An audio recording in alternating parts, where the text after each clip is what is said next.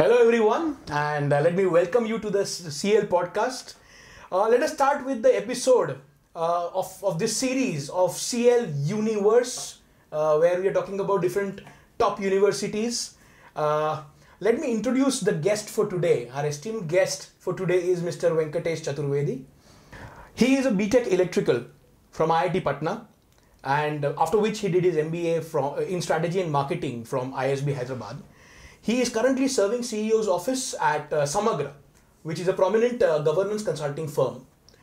He has a wealth of experience and expertise that we are going to unlock today.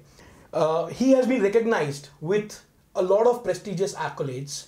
For example, he has been awarded the Torchbearer Award at ISB Hyderabad, right, and Director's Gold Medal at IIT Patna for his outstanding all-round performance in his college. Mr. Venkatesh, I am very privileged to have you in this conversation, and we are going to talk about ISB Hyderabad today.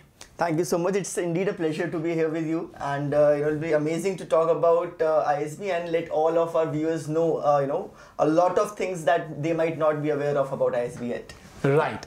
So, how are you today? Doing well. It's a cold weather outside, but I think pretty good. Yeah. Right.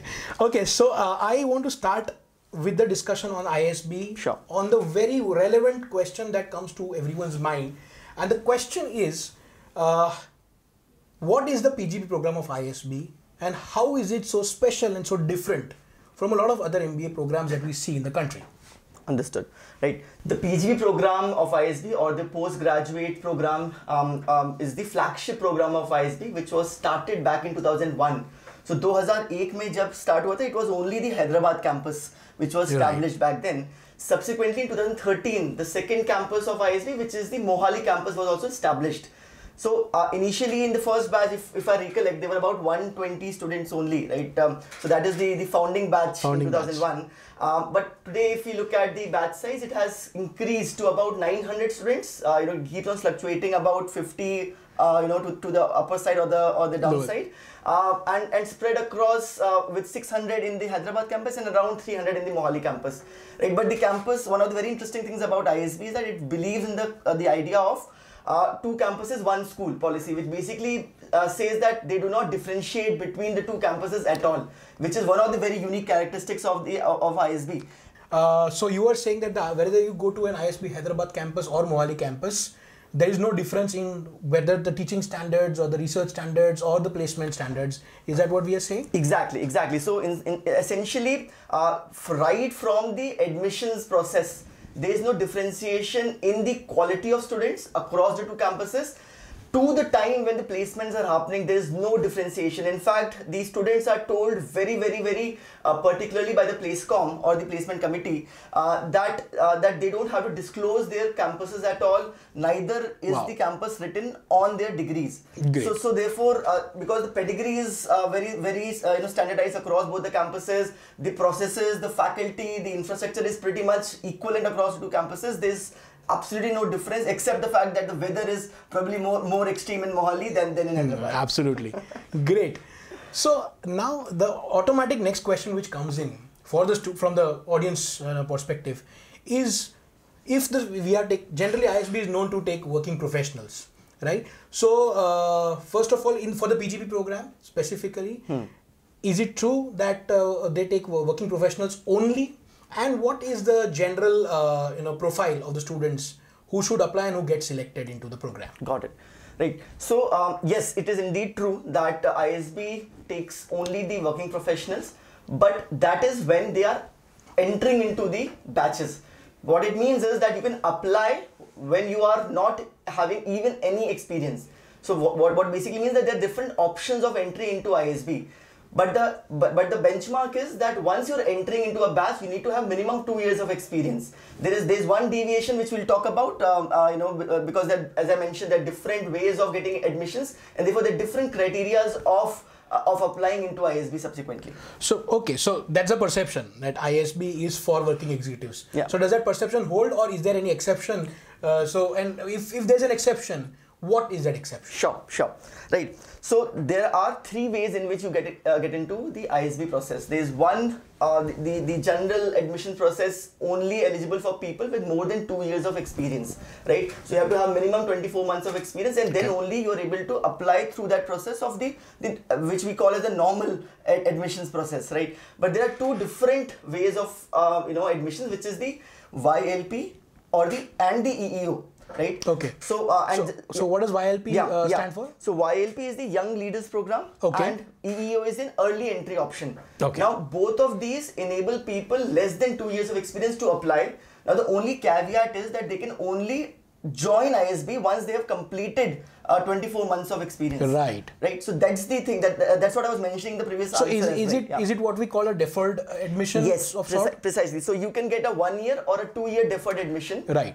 Depending upon at what stage of your career you applied, whether you are in your pre-final year. So just to make it clear for the audience as well, if I am a fresher from a college and I want to apply to ISB, and let's say I am able to get the scores that are required, and we'll talk about which exam and everything. Right. But let's say I got the cutoff right.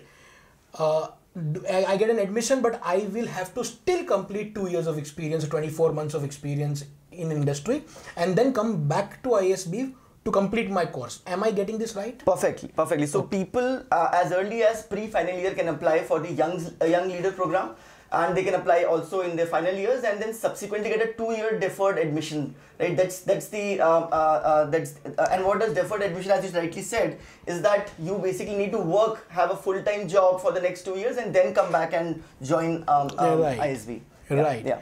Great. Okay, so that was about YLP, and you mentioned something called EEO, early entry option. Yeah. So how is that different from the YLP? Yeah. So the fundamental principles remains the same, that you get a deferred admission. The only difference is here, people who have about some few months or a year of experience can apply. Okay. So basically, if you're falling short of those 24 months of experience, you can apply while you're at job, and then subsequently get a deferred admission. So for example, if I have a 15-month experience, I can still apply, but I will still be able to join after 24 months get over. So it's another form of deferred admission only. Precisely. So basically what I understand from what you said, Venkatesh, is anyone can apply. It's not just the working executives, right, as we say, but also the freshers and someone who does not have the requisite 24 months of experience may also apply and get through. Correct. Is that what we are saying? Precisely. So then another natural question that comes out of this is what are the exams that I must give, right, to be a part of the PGP program, and whether for this YLP and EEO and the PGP program, is there a different sort of a cutoff for the different kind of students with different profiles? So essentially, if you look at the exams which one has to give for getting admission into ISB, it is because of the fundamental principle that ISB follows the global B school standards, and that's the vision by which ISB was started with. And therefore it does not, because I understand a lot of people have this question that if I have given CAT examination, will I be eligible for ISB? The answer is no, because it recognizes two major exams, which is GRE and GMAT. So those are two examinations. Right. Now there are versions of GMAT also which has come up, right? But the GMAT focus edition and stuff. Yeah, exactly. So that is accepted? It's accepted. So basically, regardless of the type of GRE or GMAT, both these examinations are accepted across all three entries. Basically, either you are applying as a YLP or an EEO or as a normal candidate. Yeah.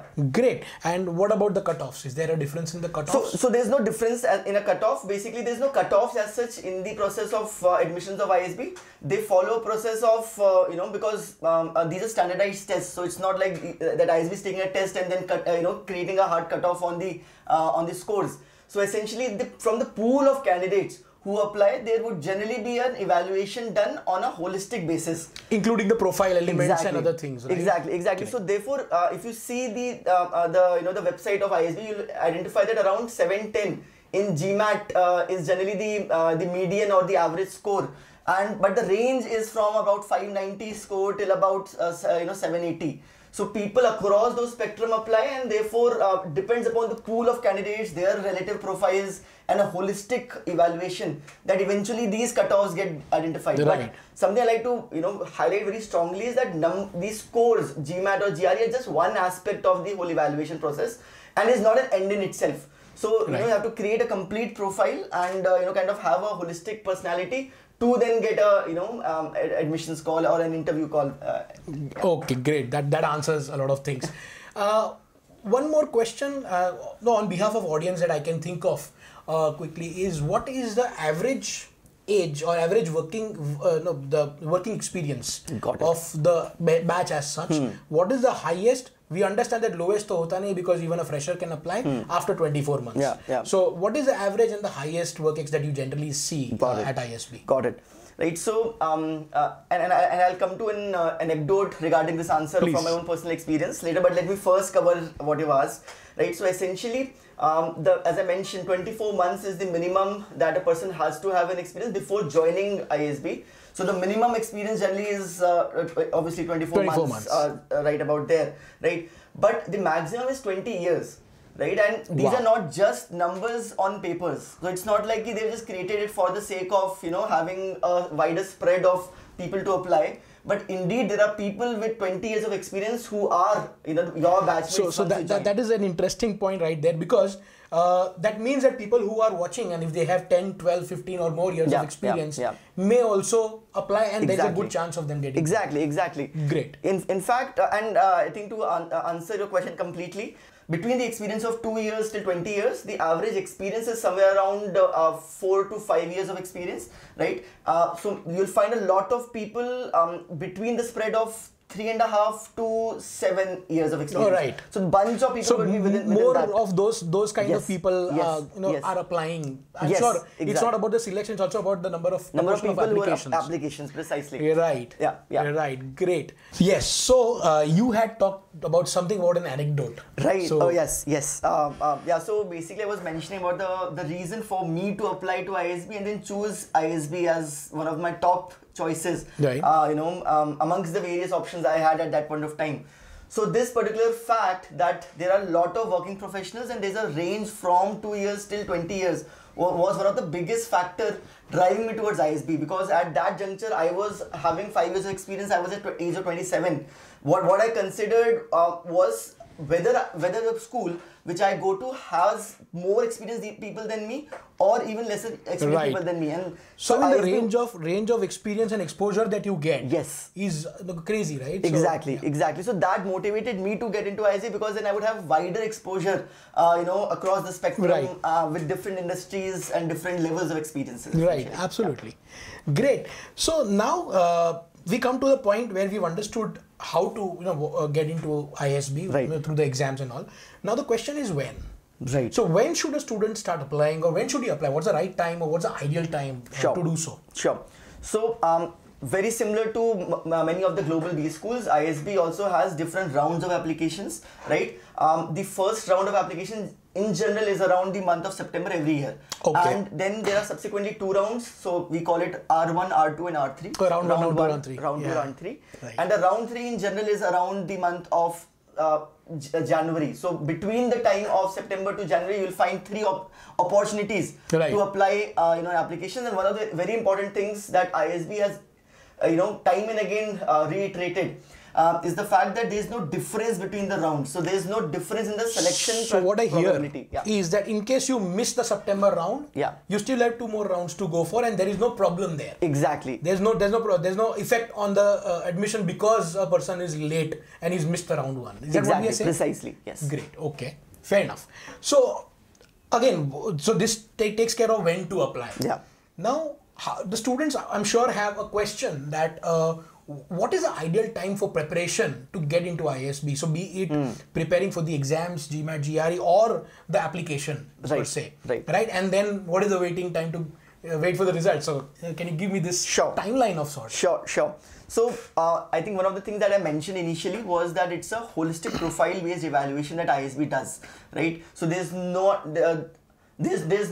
overemphasis on just your scores, and therefore the application process itself has a lot of things that are needed from the applicants, which includes your achievements, your awards, your extracurricular activities, right? Detailed explanation of what you do in the current role that you're working at, along with 3 major SOP essays Right. that one has to write.